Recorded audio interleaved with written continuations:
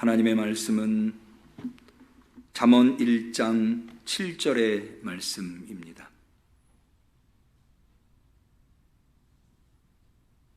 구약성경 910페이지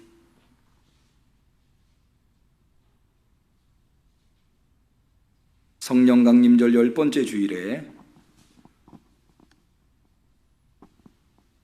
하나님께서 지극히 사랑하시는 우리 응암교회 성도님들에게 주신 소중한 하나님의 말씀, 잠언 1장 7절 말씀을 정성껏 우리 다 같이 받들어 읽겠습니다. 여호와를 경외하는 것이 지식의 근본이거늘 미련한 자는 지혜와 훈계를 멸시하느니라. 이는 하나님의 말씀입니다. 아멘.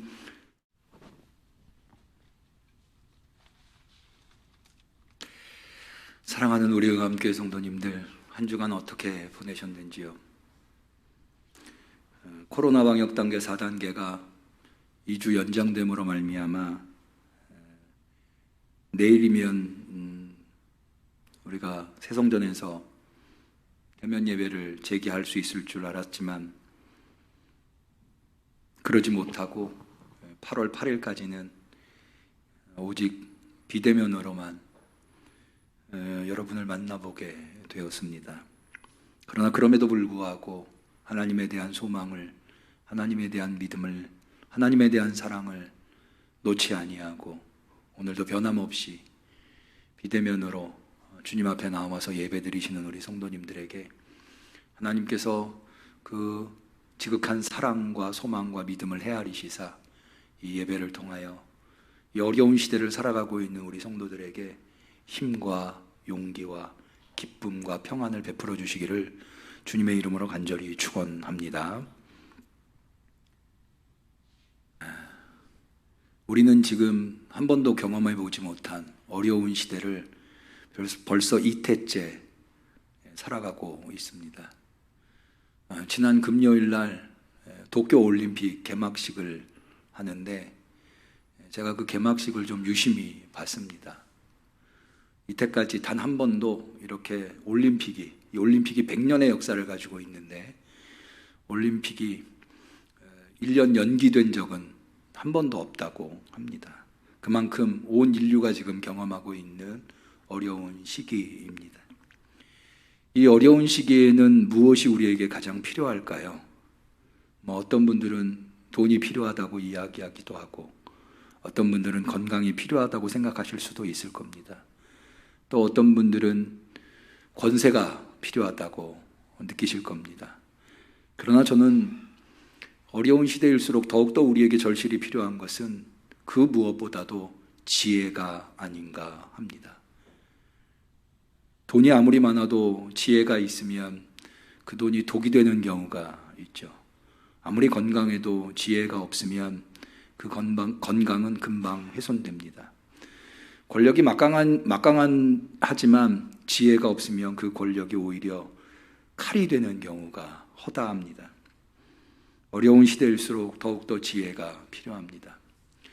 예수님께서는 어려운 시대에 지혜가 더욱더 필요하다고 하는 것을 집 짓는 것에 비유하셨습니다. 누구나 인생을 살아가고 있는 사람들은 집을 짓습니다. 문제는 어디에 짓냐입니다. 어떤 사람들은 반석 위에 짓지만 어떤 사람들은 모래 위에 짓습니다. 햇볕이 나고 날이 좋을 때는 반석에 지은 사람도 모래 위에 지은 사람도 별반 차이가 없습니다. 그러나 인생에는 그런 때만 있는 게 아니죠.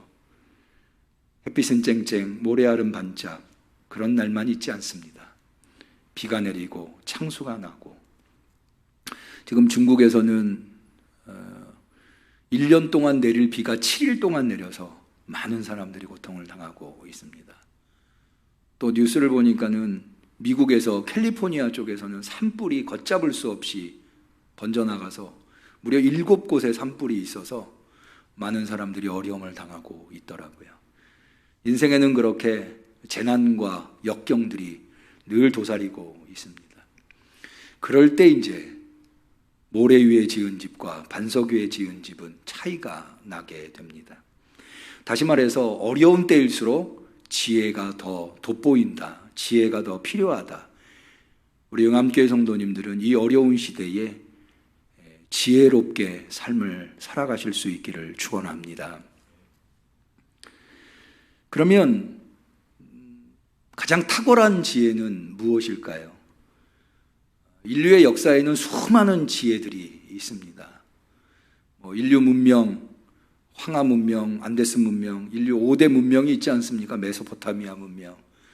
문명이라고 이야기하는 때부터 지금까지 수많은 지혜들이 인간의 삶을 이끌어 왔습니다. 그런데 그 중에는 수준 낮은 지혜도 있고 그 중에는 수준 높은 지혜도 있습니다. 그런데 어려운 때일수록 수준 높은 가장 탁월한 지혜가 우리에게 필요할 듯합니다. 그 수많은 지혜들 중에 어떤 지혜가 가장 탁월할까요? 저는 단언코 하나님의 말씀, 성경의 지혜가 가장 탁월한 지혜라고 믿습니다. 제가 그렇게 믿는 데에는 두 가지 이유가 있습니다. 여러분, 인류 역사 속에 수많은 지혜가 있었지만 그 지혜들이 한순간을 풍미했다가 사라지는 경우가 많이 있습니다. 어느 지역에서는 그 지혜가 환영받았지만 다른 지역에 오면 그 지혜가 더 이상 사람들의 환영을 받지 못하는 경우도 있습니다. 좀 더 탁월한 지혜라고 한다면 그것은 어떤 민족에게나 어떤 시대에나 어떤 문화에서나 다 인정받을 수 있는 시대와 민족과 언어를 뛰어넘어서 문화를 뛰어넘어서 가장 많은 시간에 가장 많은 지역에서 가장 많은 사람들에게 인정받아왔던 지혜, 바로 그런 지혜가 가장 뛰어난 지혜라고 할 수 있을 겁니다. 그런 측면에서 생각해 볼 때 하나님의 말씀인 성경만큼 언어와 민족과 지역을 뛰어넘어 세대를 뛰어넘어 사람들에게 인정받고 있는 지혜는 없지 않겠나라는 생각을 해보게 됩니다. 역사 속에는 많은 사람들이 이 성경의 지혜를 없애려고 수많은 시도를 했습니다. 그러나 성경은 결국에는 살아남아서 지금 온 인류에게 가장 많이 보편적으로 전달되어 있는 지혜가 하나님의 말씀 성경입니다.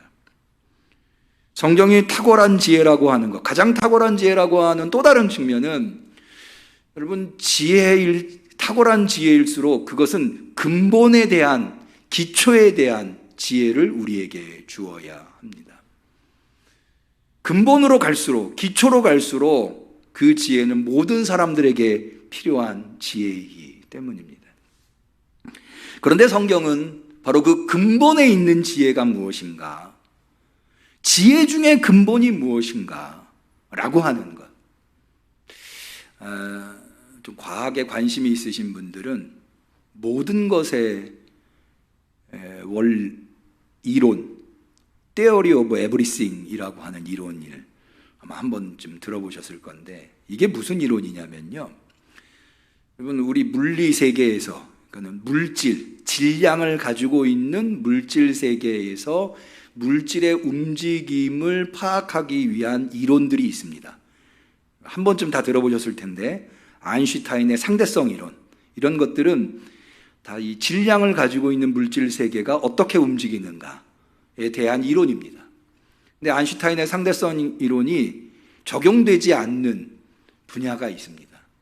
그게 어디냐면 미시 세계라고 하는, 그러니까 아인슈타인의 상대성 이론을 가지고 작은 공에서부터 별들의 움직임까지 어마어마하게 큰 태양보다 100배, 200배가 더 큰 별들의 움직임까지도 다 측정해낼 수 있는데도 불구하고 미시세계, 특별히 원자나 전자가 움직이는 세계의 이 움직임들은 측정해낼 수가 없습니다. 그래서 아직은 모든 것의 이론, Theory of Everything이라고 하는 것이 인류에게는 없습니다. 그것을 지금 과학자들은 끊임없이 찾아가고 있습니다. 그러니까 그것은 모든 것, 미시세계뿐만 아니라 거시세계, 작은 원자에서부터 원자가 모여 분자, 물질을 이루고 그것이 별이 되는 것 아니겠습니까? 그러니까는 별의 움직임과 원자의 움직임이 다를 수 없죠. 이것을 통합할 수 있는 모든 것의 이론이라고 하는 것이 가장 기초가 되며 가장 탁월한 이론인데 아직은 물리학에서는 그 이론을 찾지 못했어요. 아마 그 이론을 찾아내면 인류 역사에 대단한 혁명이 될 겁니다. 그런데 그것은 물질의 움직임을 이야기하는 것이고 인간 세상은 물질로만 구성되어 있는 게 아니거든요. 인간의 지혜로는 물질의 이론조차도 완벽하게 구현해내지 못하지만 그것의 가장 근본과 기초에 있는 것이 무엇인지 알아내지 못했지만 가장 탁월한 지혜를 우리에게 알려주고 있는 성경은 모든 것을 통합할 수 있는, 모든 것에 적용될 수 있는, 모든 것의 가장 기초이면서 가장 탁월한 지혜를 우리에게 알려주고 있는데 그게 무엇인가? 바로 오늘 우리가 읽은 잠언 1장 7절에 나와 있는 여호와를 경외하는 것이 지식의 근본이니라, 지혜의 근본이니라 라고 하는 말씀이라는 거죠. 그러니까 성경이 가르쳐주고 있는 지혜가 가장 탁월한, 인류가 가지고 있는 지혜 중에 가장 탁월한 지혜라고 하는 것, 그것은 시대와 언어와 문화와 국가를 뛰어넘어서 인류 역사 속에 가장 보편적으로 적용되는 진리였으며 또 가장 근본적이며 가장 기초적인 지혜를 우리에게 가르쳐주고 있다는 측면에서, 이 두 가지 측면에서 저는 성경만한 진리가, 성경만한 지혜가 없다고 보는 것입니다. 그런데 그 성경은 모두 66권으로 구성되어 있습니다. 다양한 주제들을 다루고 있어요. 그런데 그 중에서 특별히 잠언은 지혜라고 하는 것을 주제로 삼고 있는 성경입니다. 지혜를 주제로 삼고 있는 성경은 모두 3권이 있습니다. 잠언이 있고 욥기 전도서가 있습니다. 그런데 그 중에도 기초가 되는, 지혜의 기초가 되는 성경이 바로 잠언입니다. 그래서 저는 오늘 우리가 한 번도 경험해 보지 못한 어려운 시대를 살아가고 있는, 이태나 어려운 시대를 살아가고 있는 우리 성도들에게 그 어느 때보다도 성경의 지혜, 특별히 잠언이 우리에게 이야기해 주는 지혜가 필요하지 않는가 하여서 오늘 이 말씀을 선택해 보았습니다. 오늘 이 말씀을 통해서 우리 어려운 시대를 살아가고 있는 성도들이 이 어려운 시대를 슬기롭고 지혜롭게 이겨낼 수 있는 지혜를 얻으실 수 있기를 축원합니다. 저는 이 오늘 잠언의 말씀을 살펴볼 때 2가지 관심이 있습니다. 하나는 뭐냐? 잠언이 말하는 지혜란 어떤 지혜인가? 잠언의 지혜는 무엇인가? 라고 하는 겁니다. 2번째는 앞서 말씀드린 대로 잠언이 모든 지혜의 근본, 모든 지혜의 기초가 여호와를 경외하는 것이라 했는데 왜 여호와를 경외하는 것이 모든 것의 근본이며 그것이 가장 탁월한 지혜인가? 라고 하는 것을 살펴보고자 하는 겁니다. 먼저 첫 번째로 잠언이 말하고 있는 지혜가 무엇인가를 알려면 잠언에서 사용하고 있는 지혜라고 하는 단어를 우리가 좀 알 필요가 있습니다. 잠언에서 사용하고 있는 지혜라고 하는 단어의 원래의 원어는 호크마입니다. 한 번쯤 들어보셨을 거예요. 호크마라고 하는 단어. 이게 바로 히브리어로 지혜라고 하는 말입니다. 근데 이 호크마라고 하는 단어는 우리가 생각하는 지혜와는 좀 다른 여러 가지 의미들을 담고 있습니다. 그 중에 특별히 3가지 정도를 우리가 꼽을 수가 있는데요. 먼저 첫 번째는 생존의 지혜입니다. 무슨 얘기인고 아니, 나이 많은 분들이 지혜롭다고 잠언의 호크마는 이야기하고 있다고 하는 겁니다. 잠언 16장 31절입니다. 백발은 영화의 면류관이라 의로운 길에서 얻으리라. 백발, 나이 많으신 분들이 갖게 되는 거죠. 근데 그 백발은 머리에 있죠. 그런데 그 백발인 어르신들이 그 백발을 마치 머리에 쓰는 왕관 같은 면류관과 같다. 이건 뭘 의미하느냐? 백발이 될 때까지 생존할 수 있다는 것은 그가 지혜롭다고 하는 것을 의미한다는 겁니다. 오늘날은 사실 백발이 될 때까지 생존하시는 분들이 많죠. 90세, 100세까지도 건강하게 사시는 분들 많습니다. 그런데 고대는 그렇지 않았습니다. 예를 들어서 어떤 부모가 10명의 자녀를 낳았다면 태어나자마자 세상을 떠나는 자녀들이 있었습니다. 자라나면서 세상을 떠나는 자녀들. 그러다 보면 한 10명의 형제 중에 60세가 넘어서까지, 백발이 될 때까지 생존하는 경우는 흔하지 않았던 겁니다. 우리나라도 마찬가지였죠. 그래서 60세가 되면 환갑, 12갑자가 한 바퀴 돌아서 원래대로 돌아온다 해서 60년을 환갑이라고 하지 않습니까? 지금은 그렇지 않습니다만은 저 어렸을 때만 해도 환갑잔치를 대대적으로 하는 것을 보았거든요. 그때까지 생존하기가 쉽지 않았던 거예요. 그러니까 그때까지 생존한 것을 굉장히 소중히 여겼던 거죠. 그때까지 생존하려면은 여러분 고대에서는 얼마나 수많은 질병들이 있습니까? 기근이 있고 전쟁이 비일비재하게 일어났습니다. 그런데 그 수많은 질병과 기근과 전쟁 속에서 머리가 하얘질 때까지 생존할 수 있다는 것은 그가 얼마나 탁월한 지혜를 가지고 있어야 그게 가능한가 라고 하는 것을 어렵지 않게 추정해 볼 수 있기 때문입니다. 그래서 호크마의 지혜는 이 생존의 지혜라고 하는 의미가 담겨 있습니다. 저는 이 호크마의 생존의 지혜가 오늘날 우리에게 절실히 필요하다고 느낍니다. 우리는 생명의 위협을 고대인들처럼 그렇게 시시각각 받는 상황은 아닙니다. 그럼에도 불구하고 여전히 우리는 생명의 위협을 받고 있습니다. 질병에 의해서 생명의 위협을 받을 뿐만 아니라 가정의 생명이 위협받고 있고요. 여러분, 가정이 와해되는 경우가 얼마나 많이 있습니까? 또 이 코로나 시국에 경제적인 어려움으로 인해서 생업의 생명이 위협받는 경우가 많이 있습니다. 어느 때보다도 생존할 수 있는 지혜, 이 호크마의 지혜가 우리에게 있어서 우리의 생명을 지킬 뿐만 아니라 가정의 생명, 생업의 생명까지 지켜낼 수 있는 우리 성도님들이 되실 수 있기를 축원합니다. 두 번째로 이 호크마에 담겨있는 의미는 호크마가 단순히 이론이나 가르침으로 끝나는 것이, 교훈으로 끝나는 것이 아니라 지혜 자체가, 호크마 자체가 하나의 인격으로 등장한다고 하는 겁니다. 잠언 8장 12절에 보니까 나 지혜는 명철로 주소를 삼으며 지식과 근신을 찾아 얻나니 라고 되어 있어요. 나 지혜는 하나의 인격으로 등장하는 것이죠.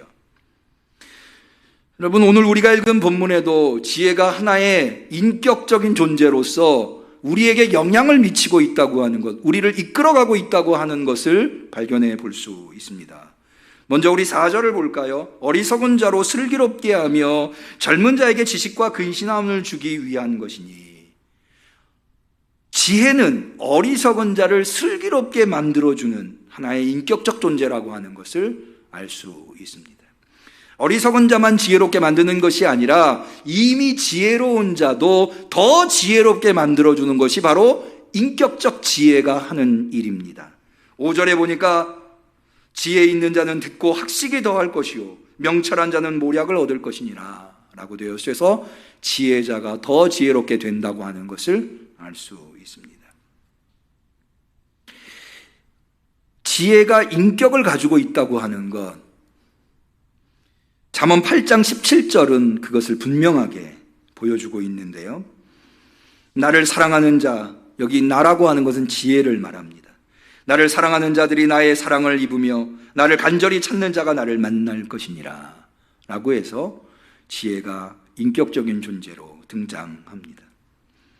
여러분, 지혜에게 인격이 있다고 하는 것, 이것은 우리가 어떻게 지혜로운 자가 될 것인가, 우리가 지혜를 어떠한 태도로 대할 것인가에 아주 중요한 교훈을 주고 있습니다. 제가 예전에 세바시라고 하는 프로그램을 봤는데 한 연사가 와서, 그 연사는 미국에서 한국계 미국인으로서 미국에서도 손에 꼽을 정도로 억만장자가 된 사람입니다. 이 사람이 세바시에 와서, 세바시라고 하는 세상을 바꾸는 15분인가요? 그런 프로그램에 나와서 젊은이들을 대상으로 어떻게 하면 부자가 될 것인가, 우리 모두의 관심이지 않습니까? 어떻게 하면 부자가 될 것인가에 대해서 강연을 하는데, 그가 아주 힘주어서 이야기하는 부분이 뭐냐면 돈을 인격적으로 대해라 라고 하는 거예요. 돈이라고 하는 것이 하나의 지폐, 종이 조각에 불과한 것이 아니다. 돈은 인격이다. 그러면서 그가 강조하는 것이, 부자가 되고 싶다면 돈을 소중히 여겨라 돈을 소중히 여기는 사람에게 돈이 붙는다 라고 강조하더라고요. 오늘 잠언이 우리에게 전해주는 호크마의 지혜는 지혜가 인격이라고 가르쳐주고 있습니다. 그러기에 우리는 지혜를 귀하게 대하여야 합니다. 지혜를 하찮은 것으로 여기면 결코 지혜를 얻을 수가 없습니다. 앞서 제가 잠언 8장 17절 말씀드렸죠. 나를 사랑하는 자들이 나의 사랑을 입으며 나를 간절히 찾는 자가 나를 만날 것이니라. 지혜를 얻으려면 지혜를 사랑하고 지혜를 찾아야 합니다. 지혜가 얼마나 소중한 존재인가. 잠언 8장 18절에 이렇게 되어 있습니다. 부귀가 내게 있고, 여기 내게라고 하는 것은 인격적인 지혜를 의미합니다. 장구한 재물과 의도 그러하니라. 내 열매는 금이나 정금보다 나으며 내 소득은 천은보다 나으니라. 지혜가 얼마나 소중한가를. 그러니까는요, 이 말씀을 보면 어려운 시대라고 해서 돈을 쫓고 은을 쫓고 금을 쫓는 건 하수예요. 고수는 누구냐? 지혜를 쫓는 자. 왜? 지혜에게 돈이 있고 재물이 있고 생명이 있고 의가 있고 지혜의 열매가 그래서 천금보다 더 낫다고 가르쳐주고 있는 겁니다. 지혜를 소중히 여길 뿐만 아니라 지혜를 간절히 찾고 구해야 합니다. 공부해야 한다는 겁니다. 배워야 한다는 겁니다. 그것으로 끝나서는 안 됩니다. 지혜가 내 몸속에서 역할을 할 수 있도록 체화되어야 합니다. 수련되어야 한다는 겁니다. 그러할 때 우리는 지혜로운 자가 될 수 있습니다. 마지막으로 잠언이 우리에게 가르쳐주고 있는 호크마의 의미는 무엇인가 하면 지혜는 하나님이 주시는 것이다. 하나님과 지혜와의 관계입니다. 생존하는 지혜, 인격적인 지혜, 그리고 하나님의 지혜. 이것이 바로 호크마라고 하는 단어 안에 담겨 있는 뜻입니다. 잠언 2장 6절은 우리에게 말씀합니다. 대저 여호와는 지혜를 주시며 지식과 명철을 그 입에서 내심이야. 가장 인간이 얻을 수 있는 탁월한 지혜는 인간의 머리에 의해서 나온, 인간의 경험에 의해서 나온, 인간의 연구에 의해서 나온 것이 아니라 하나님이 인간에게 주시는 지혜라는 겁니다. 여러분, 이스라엘의 여왕들 중에 가장 지혜 있는 자 하면은 솔로몬을 뽑습니다. 지혜의 왕. 그가 어떻게 지혜의 왕이 되었나요? 그 솔로몬의 지혜가 탁월하다고 하는 것은 솔로몬의 재판을 통해서 우리가 잘 알 수 있습니다. 그런데 솔로몬의 재판 바로 앞에 어떤 내용이 나오는가 하면 솔로몬이 왕위에 오릅니다. 그리고 하나님 앞에 일천번제를 드립니다. 그리고는 하나님이 나타나서 솔로몬에게 묻습니다. 내가 너한테 무엇을 해주기를 원하느냐? 내가 너한테 돈을 줄까? 부귀영화를 줄까? 솔로몬이 싫다고 합니다. 그럼 내가 너한테 생명을 줄까? 장수할 수 있는 생명을 줄까? 그것도 싫다고 합니다. 그럼 너가 원하는 건 무엇이냐? 저는 이 이야기를 들으면 우리 옛날 우화인 금도끼 은도끼가 생각이 납니다. 나무꾼이 도끼를 우물에 빠뜨렸을 때 산신령이 나타나죠. 금도끼를 들고 이게 네 도끼냐? 아닙니다. 은도끼 들고 이게 네 도끼냐? 아닙니다. 내 도끼는 나무도끼입니다. 금도끼, 은도끼, 나무도끼 다 주지 않습니까? 솔로몬이 하나님이 나를 이스라엘의 왕으로 세웠으니 이 민족을 행복하게 다스릴 수 있도록 지혜를 주옵소서. 그랬더니 하나님께서 너가 좋은 것을 구하였구나.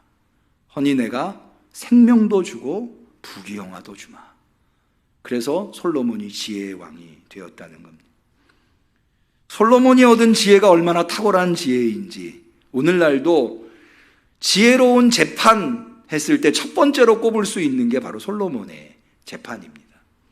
아이 하나를 두고 두 여인이 모두 다 제 아이라고 주장을 하죠. 증인도 없고 증거도 없습니다. 오늘날이야 DNA 검사를 해서 얼마든지 가려낼 수 있습니다만은 고대에서는 그럴 수가 없잖아요.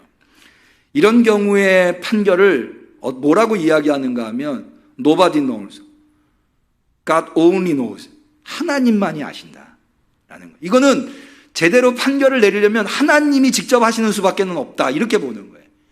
기껏해야 그런 경우에 어떻게 재판을 했냐면요. 양쪽에다가 어머니를 세워놓고 어미를 세워놓고 가운데 소를 둡니다. 소가 왼쪽으로 가면 왼쪽이 진짜 어머니, 오른쪽으로 가면 오른쪽이 진짜. 그런 정도의 판결을 내리는 시대가 그런 시대였어요. 근데 솔로몬 어떻게 판결 내리죠? 그 아이를 정확하게 쪼개서 둘로 나눠줘라. 그랬더니 가짜 엄마는 이 너무 좋은 판결입니다. 그렇게 해서 저 여인도 못 갖고 나도 못 갖게 하소서. 근데 진짜 어머니는 뭐라고 합니까? 그 아이에게 손대지 마. 그 아이를 저 여인에게 주옵소서. 내가 가짜 엄마입니다. 거짓말을 하죠. 왜 그렇습니까? 자기가 진짜 엄마인데도 불구하고 자기의 권리를 갖는 것보다 그 아이를 살리는 게 중요하기 때문입니다. 그러니까 솔로몬 왕이 그제서야 저 아이를 살리라고 한 여인에게 주어라. 그 여인이 진짜 엄마다. 오늘날까지 사실은 이 재판은 성경을 잘 모르는 사람들도 이 재판을 기억할 정도로, 왜 그렇게 기억할 수 있습니까? 한 번 들으면 왜 모두 다 무릎을 딱 치면서 그건 진짜 명판결이구나 라고 무릎을 칠 수 있을 정도의 탁월한 지혜가 거기 담겨 있기 때문입니다. 솔로몬이 어떻게 그런 지혜를 가질 수 있었습니까? 하나님이 그에게 지혜를 주셨기 때문인 거죠. 여러분, 하나님이 지혜를 주셔야 됩니다. 우리 응암교회 성도들이 어려운 시대에 매 순간 어려운 일을 만날 때마다 하나님이 주시는 지혜를 얻을 수 있기를 축원합니다.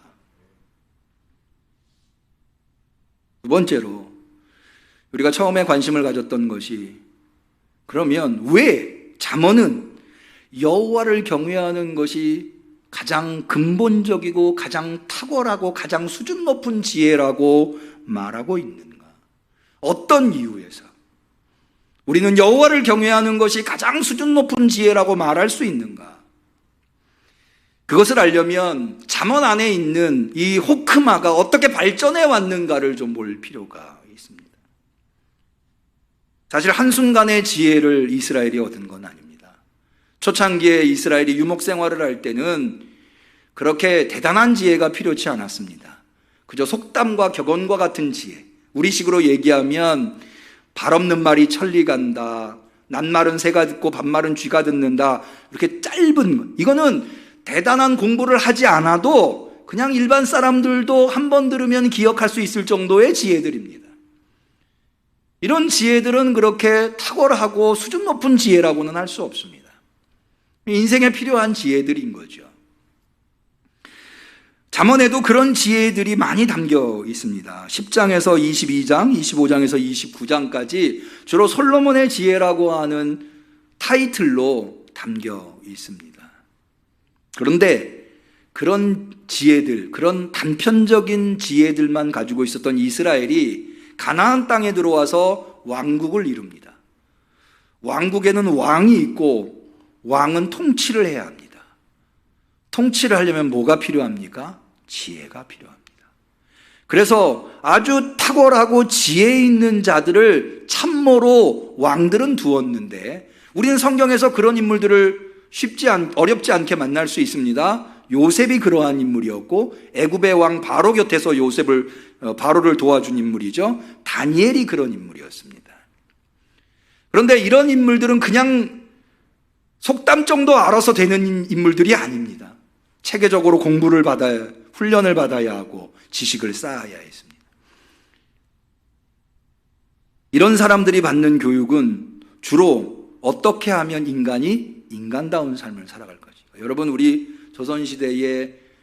조선시대를 지배하던 철학이 유교지 않았습니까? 유교의 사실 최고봉은 어질인자라고 할 수 있습니다. 이 어질다라고 하는 것은 무엇이냐? 유교가 추구하는 게 뭐냐? 인간으로 태어났으면 인간답게 살아야 된다는 거예요. 그 가장 훌륭한 인간이 어떤 인간이냐? 어질은 인간이다. 어질다라는 거죠. 또 유교에서 효를 중요하게 여기는 이유가, 여러분, 내가 이 세상에 인간으로 태어나게 된 이유가 무엇입니까? 부모님 때문이잖아요. 그래서 사실은 유교에서는 인간으로 나를 태어나게 만든 부모님에게 효를 하는 것이 가장 중요하다. 그래서 거기에서부터 뭐 제사도 나오고 여러 가지 것들이 나오는 겁니다. 그러니까는 공자, 우리 조선시대의 왕을 보필하기 위해서 왕들도 엄청난 공부를 했습니다만 왕을 보필하기 위해서 신하들을 선출할 때에 주로 과거 시험을 통해서 선출하잖아요. 그 과거 시험을 볼 때 주로 보는 게 뭐예요? 논어, 사서, 삼경 이런 게 다 뭐예요? 공자의 사상을 공부를 하는 겁니다. 어떻게 인간이 인간답게 살 것인가. 잠언의 호크마도 마찬가지입니다. 그런 내용들. 그거는 그저 일상생활을 살면서 농사 지으면서 양이나 염소를 치면서 얻을 수 있는 지혜가 아니에요. 굉장히 수준 높은 교육을 통해서 이룰 수 있는 지혜입니다. 예를 들어서 이런 지혜는 인간은 어떻게 살아야 하는가. 잠언 15장 18절 분을 쉽게 내는 자는 다툼을 일으켜도 노하기를 더디하는 자는 시비를 그치게 하느니라. 이런 거는 좀 더 수준 높은. 또 인간관계, 타인을 어떻게 대하여야 하는가. 잠언 11장 12절 지혜 없는 자는 그 이웃을 멸시하나. 여러분 간혹 보면은요 자기보다 나이 어리다고 처음 보는 사람인데도 막 반말하는 사람이 있어요. 그런 사람은 어리석다고 생각하지 마. 저 사람 어리석은 자. 자기보다 힘 좀 없어 보이면은 막 갑질하는 사람들, 그런 사람들 어리석어서 그런 거예요. 잠언 11장 12절에 지혜 없는 자는 그 이웃을 멸시한다고 돼 있고, 이런 사람들은 지혜로운 삶을 살 수가 없는. 또 예나 지금이나 돈 굉장히 중요하죠. 물질을 어떻게 대하여야 하는가. 잠언 11장 28절 자기의 재물을 의지하는 자는 패망하려니와 의인은 푸른 잎사귀 같아서 번성하리라. 물질 쫓아다니면 안 되고 의로움을 추구할 수 있는 삶을 살아야 된다는 거예요. 이게 바로 성경이 가르쳐주는 호크마의 지혜, 수준 높은 지혜인 겁니다. 그런데요, 이 잠언이 이야기하는 호크마의 지혜의 최고봉이 무엇인가? 제일 낮은 지혜는 속담 같은 거고, 그거보다 수준 높은 지혜는 신하들이 교육받았었던 인간은 무엇이고 사람들은 어떻게 대해야 되고 물질은 어떻게 대해야 하는가에 대한 지혜라면, 잠언 안에 담겨있는 가장 수준 높은 지혜가 뭐냐면 하나님과 지혜와의 관계에 대해서 이야기하는 겁니다. 지혜의 신앙화, 신학화되어 있는 지혜입니다. 잠언 8장 35절 대저 나를 찾는 자는 생명을 얻고 여호와께 은총을 얻을 것임이니라. 지혜와 하나님과의 관계에 대해서 가르쳐주고 있는 겁니다. 다시 원래의 질문으로 돌아와 보죠. 우리가 지금 이 논의를 하고 있는 이유는 왜 하나님을 경외하는 것이 가장 기초가 되며 가장 근본이 되며 가장 탁월한 지혜인가? 바로 이런 역사적인 맥락에서 볼 때에 하나님과의 관계에서 나오는 지혜, 지혜의 신앙화, 지혜의 신학화 되어 있는 이 지혜가 가장 수준 높은 지혜이기 때문입니다. 우리 응암교회 성도님들은 이 수준 높은 지혜를 얻을 수 있기를 축원합니다. 저는 우리 성도들이 이 호크마의 성도가 되기를 바랍니다. 우리의 어려운 시대에 우리의 생명을 보존하며 우리의 가정을 보존하고 우리의 생업을 보존하고 더 나아가서 지혜를 사모하고 사랑하고 소중히 여김으로써 지혜를 얻고, 또 가장 탁월한 지혜가 하나님을 경외하는 것이라고 하는 것, 그것을 체득함으로 말미암아 이 어려운 시대를 슬기롭게 이겨낼 수 있는, 여러분 우리말에 그런 말이 있죠. 위기는 기회다. 위기를 잘 극복한 사람은 그 위기가 기회가 되지만 위기를 잘못 극복한 사람은 위기는 위기가 되는 거죠. 그 위기가 위기로 끝나느냐 기회가 되느냐는 지혜가 얼마나 있느냐에 달려있다 하겠습니다. 그래서 어느 시대보다도 호크마의 성도가 되어야 합니다. 저는 우리 응암교회 지금 7월 내내 이런 교회 되게 하소서라는 기도를 하면서 말씀을 준비하고 있는데요, 저는 우리 응암교회가 호크마의 교회가 되기를 소망합니다. 교회는 호크마의 교회가 되어야 합니다. 여러분, 앞서 말씀드린 대로 지혜는 어려운 시대에 사람들을 살리고, 또한 이 지혜는 가장 하나님으로부터 오는 탁월한 지혜를 통해서 세상을 밝히고 희망이 되는 지혜이기 때문입니다. 교회는 그런 존재가 되어야 합니다. 그런데 분명히 교회는 그렇게 호크마의 교회가 될 수 있습니다. 왜냐하면 여러분, 하나님의 지혜라고 할 때 그 지혜는 곧 예수 그리스도입니다. 잠언 8장 30절에 보니까 내가 그 곁에 있어서, 여기 나라고 하는 것은 지혜를 의미합니다. 내가 그 곁에 있어서 창조자가 되어 날마다 그 기뻐하신 바가 되었으며, 다시 말해서 하나님이 천지를 창조하실 때 지혜로 창조하셨다는 겁니다. 그런데 이 말씀이 그대로 요한복음 1장 태초에 말씀이 계시니라, 이 말씀이 하나님과 함께 계셨으니 이 말씀은 곧 하나님이시니라. 그가 태초에 하나님과 함께 계셨고 만물이 그로 말미암아 지은 바 되었으니 지은 것이 하나도 그가 없이는 된 것이 없느니라. 예수 그리스도를 통해서 만물이 지어졌다고 가르쳐 주고 있습니다.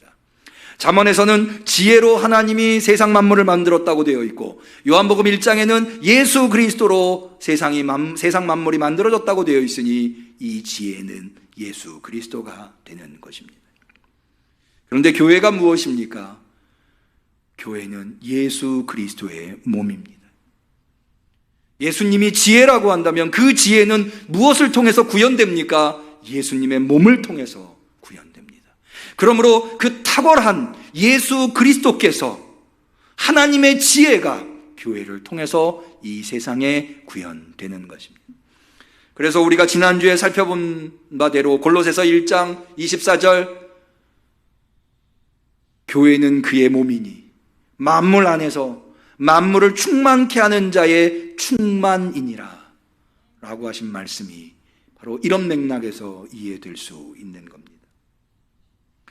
교회는 예수 그리스도를 머리로 한 몸된 교회이기에 거기에 하나님의 지혜가 구현되며, 그러하기에 어리석은 세상의 지혜를 주고 죽어가는 세상을 살려내며 화를 당하는 사람들한테 복을 주는 교회, 그런 교회가 우리 응암교회가 되어야 합니다.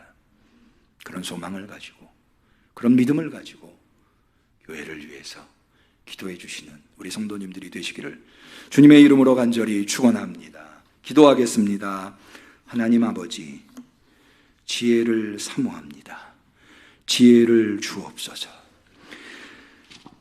예수 그리스도시여, 하나님의 지혜시여, 두 팔 벌려 모십니다. 우리 성도들 가운데 좌정하옵소서. 우리 응암교회 안에 다스리는 자가 되어 주옵소서. 그리하여서 우리 성도들이 이 어려운 시대를 이겨내며 우리 응암교회가 우리 성도들을 살리고 이웃을 살리고 이 나라 이 민족을 살리는 교회가 되게 하옵소서. 예수님의 이름으로 기도 올리옵나이다. 아멘.